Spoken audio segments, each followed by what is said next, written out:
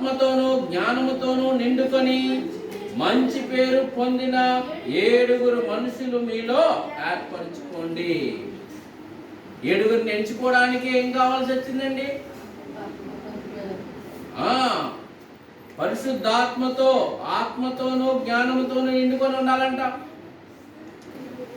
మంచి పేరు కొడాలికి ఉండాలంట. వీళ్ళు ఏమన్నారంటే పరిచారకులు అన్నారు. వీళ్ళు ఎవరిల్లు? ఈ 7 ఎవరండి? పరిచారకులు. పరిచారకులు అంటే ఏంటి? వడ్డించడం, తర్వాత గ్లాసులు ఎత్తడం, గ్లాసుల్లో నీళ్లు పోయడం, ఆకులు ఎత్తడం, చర్చిని శుభ్రం చేయడం, ఇవన్నీ పరిచారకుల పనే. వీళ్ళు బోధించాలి అన్నదేం లేదు ఇక్కడ. ముఖ్యం బోధించాలని లేదు. ఎవరైనా దేవుని కృప చేత వాక్యం బోధించాలి అనుకుంటే మాత్రం బోధించగలరు. కానీ దేవుని కృప ఉంటే బోధించాను కదా. చూసాం 7 మనుషుల్ని మీలో ఏర్పరచుకుని మేము వారికి ఈ పనిని నిమిత్తం. ఏ పని అంట? వండడం, ఆకులు ఎత్తడం, సంఘాన్ని ఇవన్నీ కూడా శుభ్రాలు చేయడం, చర్చి శుభ్రాలు చేయడం, ఇవన్నీ కూడా మీకు ఆ పనిని వారికి నియమిస్తామన్నాడు. అయితే మేము ప్రార్థన యందును వాక్య పరిచర్య యందును ఎడతెగక ఉందమని చెప్పారు. ఈ మాట జనసమూహం అంతటికి ఇష్టమైనందున వారు విశ్వాసముతోనూ పరిశుద్ధాత్మతోనూ నిండుకొనిన వాడైన స్టెఫను. ఎవరిని తీసుకొచ్చారండి? స్టెఫను తీసుకొచ్చారు. ఇక్కడున్న 7 ఎవరు తెలుసా? పురుషులే. ఇక్కడున్న 7 ఎవరు? పురుషులే. అందులో ఒకడు నికోలస్ అని నిండుకొని మంచి పేరు కావలసి వస్తే మరి దేవుడి దగ్గరికి ఎలా ఉంటుంది పరిస్థితి చూడండి. ఏంటి? ఆ పని చేయడానికి, వంట వండడానికి, గ్లాసుల్లో నీళ్లు పోయడానికి, వీటికి ఏముండాలంట?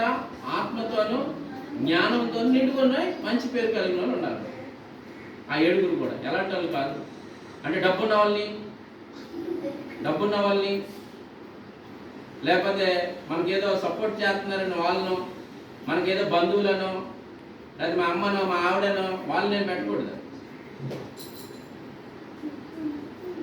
మరి ఎవరిని పెట్టాలంట? ఆత్మతోనూ జ్ఞానంతోనూ నిండుకొని మంచి పేరు పొందుకున్న వాళ్ళని మీలో 7 మీరు నిలబెట్టారు. ఇప్పుడు మీరు చెప్పండి, మీరు ఇక్కడ అంతమంది ఉన్నారు కదా, మీరు ఒక 7 లేపండి అంటే మీరు ఏం చేస్తారు? 10,000 సంఘంలోనే ఆ మాట వస్తే వాళ్ళు ఎలాగా వాళ్ళు నిలబెట్టారు? సంఘమే ఆ పని చేయాలి. ఇక్కడ ఉన్న అపోస్తులు ఎవరు చేయట్లేదు.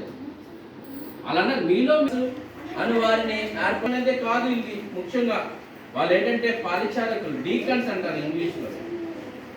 ఈ పని ఏంటంటే డీకన్స్. ఈ డీకన్స్ వాళ్ళకి ఆ పనులు ఉన్నాయి. కానీ ఇందులో 2 మాత్రం దేవుని వాక్యాన్ని బోధించారు.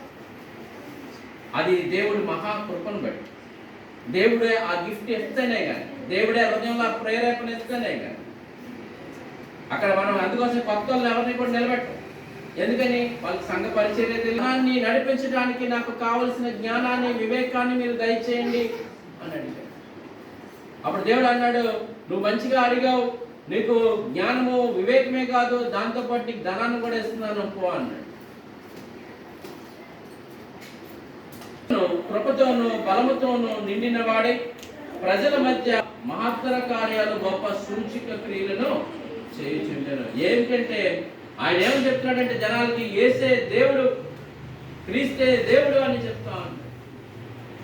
క్రీస్తే దేవుడు అని చెప్పడానికి, 10 మందిలో నువ్వు నిలబడి చెప్పడానికి నీకు ఆ ధైర్యం దేవుడు ఇవ్వాలి. లేకపోతే నువ్వు అక్కడ మాట్లాడలేవు. మన వాళ్ళు ఇక్కడ మాట్లాడమంటే మాట్లాడతారు, మైక్ ఇచ్చి రోడ్డు మీద తరకర మొదలైంది తరికిస్తా ఉన్నాడు. వాళ్ళతో చెప్తున్నాడు, కాదయ్యా యేసే దేవుడు అని చెప్తా ఉన్నాడు. తర్వాత అన్నాడు, మాటల యందును అతడు అగపరిచిన జ్ఞానమును అతనిని ప్రేరేపించిన ఆత్మను వారు ఎదిరింపలేకపోయారు. ఎవరు వాళ్ళు ఎవరండి? కొరెనీయులు, అలెగ్జాండరు, తర్వాత కిలికియా నుండి, ఆసియా నుండి వచ్చిన వారు. వీళ్ళెవరు కూడా ఆయన ఆత్మ జ్ఞానం ముందు ఎవరు నిలబడలేకపోయారు. ఆయన మాట్లాడుతూ ఉన్నాడు, అక్కడి నుంచి బోల్డెన్ క్వశ్చన్స్ వస్తుంది, ప్రతి క్వశ్చన్కి ఆన్సర్ ఇస్తా ఉన్నాడు.